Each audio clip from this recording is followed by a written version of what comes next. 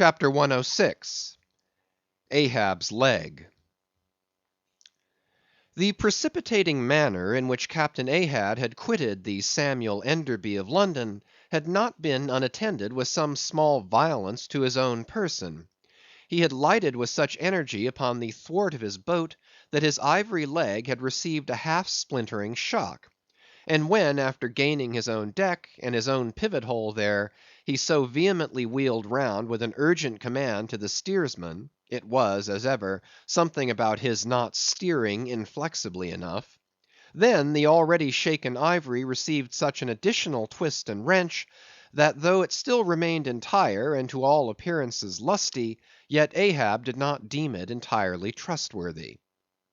And indeed it seemed small matter for wonder, that for all his pervading mad recklessness, Ahab did at times give careful heed to the condition of that dead bone upon which he partly stood. For it had not been very long prior to the Pequod's sailing from Nantucket, that he had been found one night lying prone upon the ground, and insensible;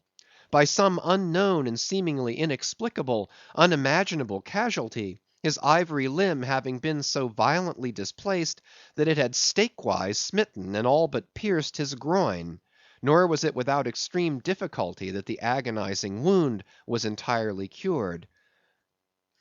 Nor at the time had it failed to enter his monomaniac mind, that all the anguish of that then present suffering was but the direct issue of a former woe; and he too plainly seemed to see, that as the most poisonous reptile of the marsh perpetuates his kind as inevitably as the sweetest songster of the grove, so equally, with every felicity, all miserable events do naturally beget their like. Yea, more than equally, thought Ahab, since both the ancestry and posterity of grief go further than the ancestry and posterity of joy.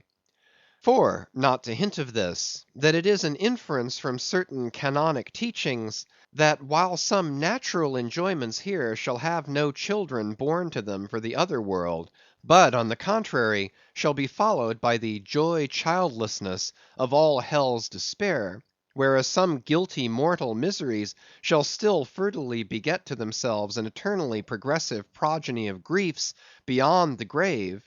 not at all to hint of this, there still seems an inequality in the deeper analysis of the thing. For, thought Ahab, while even the highest earthly felicities have a certain unsignifying pettiness lurking in them, but at bottom all heart woes a mystic significance, and in some men an archangelic grandeur, so do their diligent tracings out not belie the obvious deduction. To trail the genealogies of these high mortal miseries carries us at last among the sourceless primogenitors of the gods; so that in the face of all the glad haymaking suns, and soft cymballing round harvest moons, we must needs give in to this, that the gods themselves are not for ever glad. The ineffaceable sad birthmark in the brow of man is but the stamp of sorrow in the signers.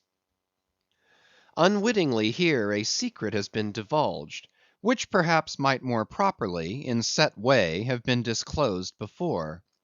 With many other particulars concerning Ahab, always had it remained a mystery to some, why it was that for a certain period, both before and after the sailing of the Pequod, he had hidden himself away with such grand Lama like exclusiveness, and for that one interval sought speechless refuge, as it were, among the marble senate of the dead. Captain Peleg's bruited reason for this thing appeared by no means adequate; though, indeed, as touching all Ahab's deeper part, every revelation partook more of significant darkness than of explanatory light. But in the end it all came out; this one matter did, at least. That direful mishap was at the bottom of his temporary recluseness; and not only this, but to that ever contracting, dropping circle ashore, who for any reason possessed the privilege of a less banned approach to him; to that timid circle the above hinted casualty, remaining as it did moodily unaccounted for by Ahab, invested itself with terrors not entirely underived from the land of spirits and of whales; so that, through their zeal for him, They had all conspired, so far as in them lay, to muffle up the knowledge of this thing from others; and hence it was that not till a considerable interval had elapsed, did it transpire upon the Pequod's decks. But be all this as it may, let the unseen ambiguous synod in the air, or the vindictive princes and potentates of fire, have to do or not with earthly Ahab, yet in this present matter of his leg, he took plain practical procedures. He called the carpenter.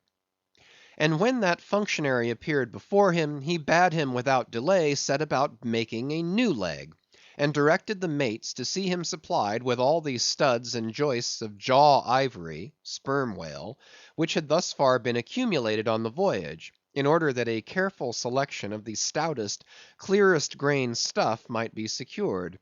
This done, the carpenter received orders to have the leg completed that night, and to provide all the fittings for it, independent of those pertaining to the distrusted one in use. Moreover, the ship's forge was ordered to be hoisted out of its temporary idleness in the hold; and to accelerate the affair, the blacksmith was commanded to proceed at once to the forging of whatever iron contrivances might be needed.